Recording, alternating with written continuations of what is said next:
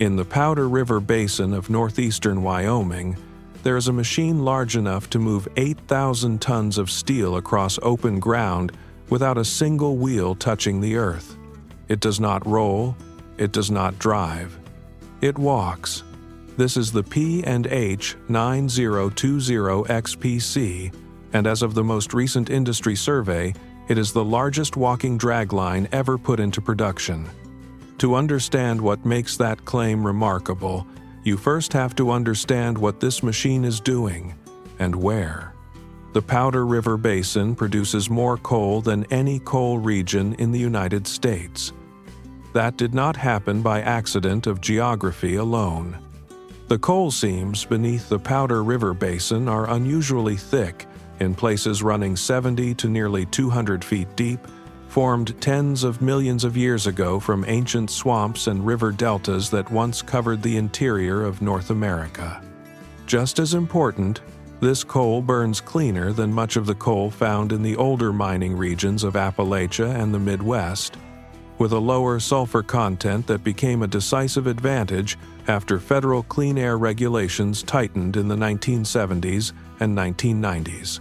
Utilities across the country began shipping Wyoming coal thousands of miles by rail, rather than relying on higher sulfur coal mined far closer to their own power plants. By the 21st century, this single region was supplying roughly a third of all the coal burned for electricity in the United States. That demand is what turned the Powder River Basin into a proving ground for the largest excavating machines ever built. Standard-sized equipment could not remove overburden fast enough to keep pace with the volume utilities required. The mines needed machines built specifically for this scale, and manufacturers like P&H built them to match. Within it sits North Antelope Rochelle, the largest coal mine in the world, and its neighbor, Black Thunder, a mine so productive it produces more than 2 tons of coal every single second, around the clock, every day of the year. Neither of these mines could function without first removing the layer of rock and soil sitting on top of the coal seam.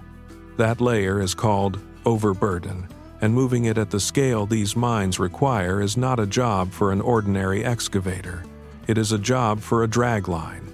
A dragline does not dig the way a shovel does.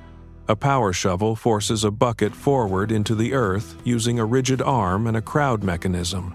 A dragline works differently. Its bucket hangs from cables, suspended below a massive boom, and operators drag it backward across the ground using a separate hoist and drag rope system, scooping material as the bucket is pulled toward the machine. It is a completely different mechanical relationship with the earth, one that allows a dragline to reach much farther and dig much deeper than a comparable shovel, at the cost of losing the shovel's direct, forceful digging power. The choice between the two is not a matter of one machine simply being better than the other. It is a matter of matching the mechanism to the material and the mine's own geometry. A shovel excels when the ground is compacted or rocky enough to require real forward force to break it loose, and when the operation needs to load haul trucks directly, moving material, a relatively short distance in a continuous cycle. A dragline makes sense when the priority shifts to reach and volume rather than raw braking force, particularly in mines where the overburden is softer and can simply be scooped rather than forced apart, and where the material does not need to be loaded into trucks at all. Instead, a dragline can swing its bucket and cast the overburden directly into the mined-out area behind it, eliminating the truck haul entirely. At the scale of a mine like North Antelope, Rochelle, or Black Thunder, that difference in method translates directly into cost. Every ton of overburden a dragline can cast directly into a spoil area. Without a haul truck, a driver, and a diesel engine burning fuel for the trip, is a ton the mine does not have to pay to move twice. That single mechanical decision, cable and suspension instead of rigid arm and crowd force, is why draglines like the 9020XPC exist as a completely separate category of machine from every shovel this channel has covered, rather than simply a bigger version of the same idea. The 9020XPC takes that relationship to a scale that borders on difficult to describe.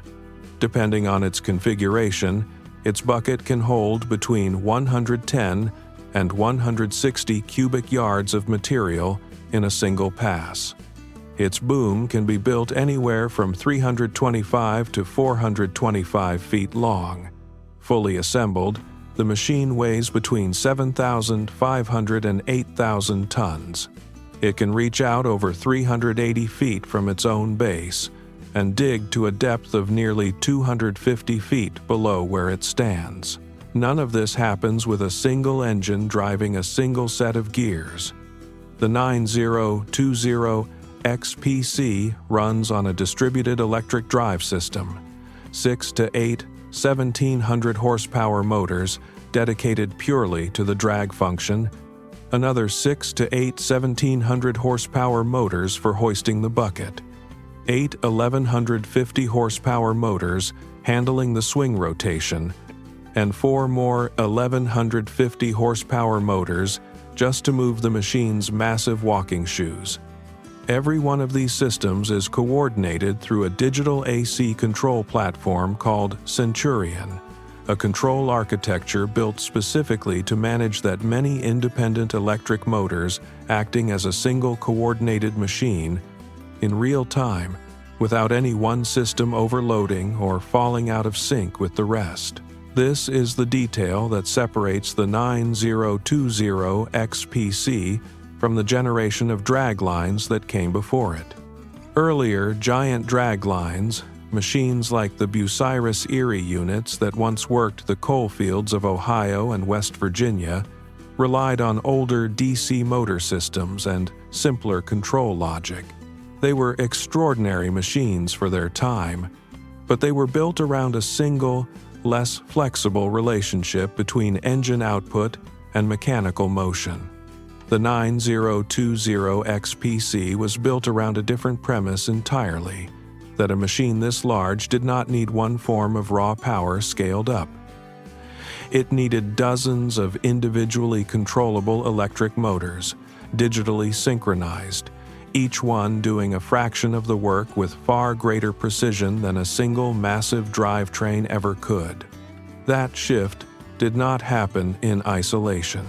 It is the direct descendant of a design philosophy P&H had been developing since long before this machine existed. In the 1960s, the company introduced electrotorque, one of the first solid-state systems for controlling the DC drive motors on large mining shovels. It replaced older mechanical and electromechanical control methods with electronic switching, giving operators far finer control over motor output than had previously been possible. Electrotorque was, in its own era, a genuine leap, but it was still working with the fundamental limitations of DC motor technology.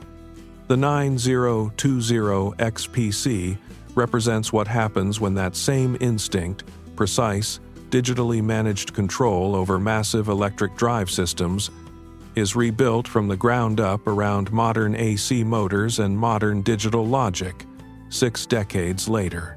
The company behind this machine has itself gone through a complete transformation across that same stretch of time.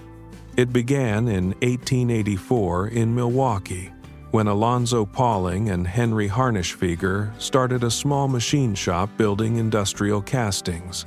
Within a few years, they had moved into electric cranes, then digging machines, then some of the earliest and most influential mining shovels and draglines in the industry. The company operated for over a century as an independent manufacturer, weathered a bankruptcy and restructuring at the turn of the millennium under the name Joy Global, and was ultimately acquired by Komatsu in 2017. The 9020XPC carries the P&H name into its 5th generation of ownership, built on engineering lineage that traces directly back to a 19th century machine shop that had nothing to do with mining at all.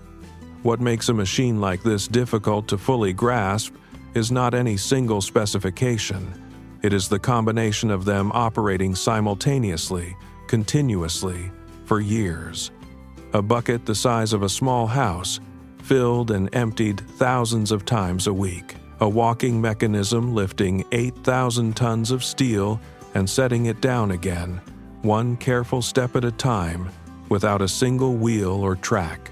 Dozens of electric motors, coordinated to the fraction of a second, keeping all of that motion working together instead of tearing itself apart.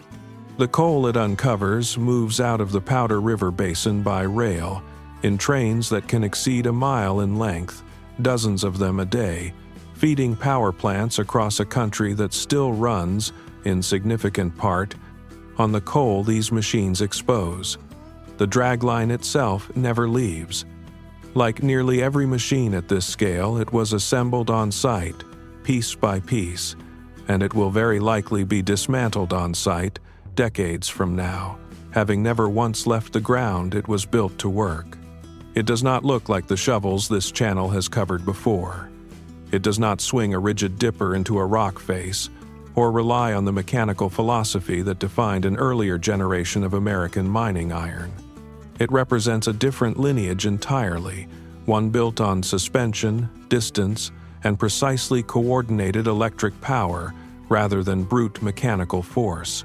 But it exists for the same fundamental reason every machine in this series exists, because somewhere, an industry needed to move an amount of earth that no ordinary equipment could move, and a small group of engineers decided to build something large enough to do it.